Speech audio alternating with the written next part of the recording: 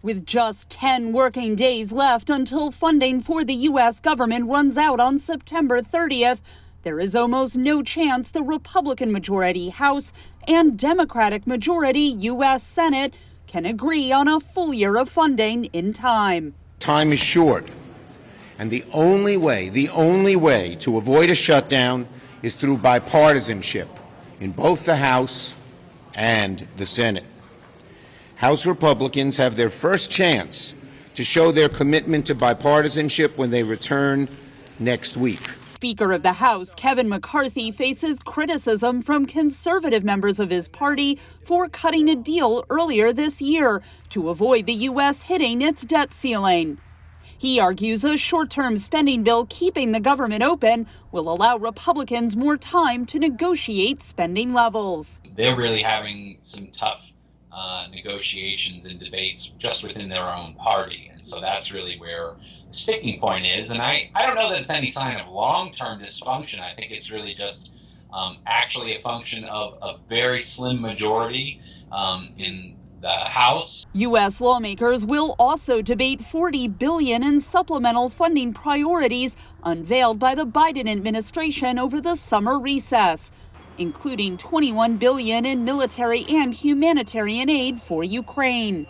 Some conservatives are threatening to block that aid. I'm certainly worried that Republicans in the House seem to be getting cold feet when it comes to supporting Ukraine. This is the worst possible time to suggest that there is any division in the United States over continuing to support Ukraine, just as they are making progress. A major supporter of U.S. aid to Ukraine, Senate Minority Leader Mitch McConnell, is closely watched as he returns to work after a second episode of freezing up over the summer recess.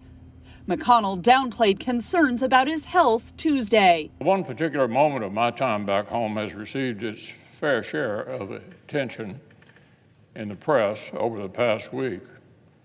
But I assure you, August was a busy and productive month for me. The U.S. Senate physician said there is no evidence that a stroke or seizure caused McConnell's episodes.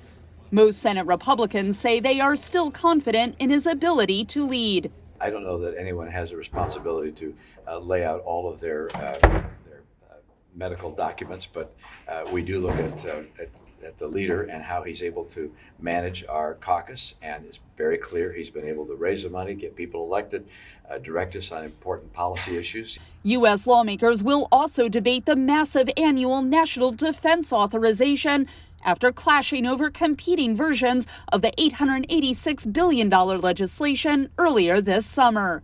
Katherine Gypson, VOA News.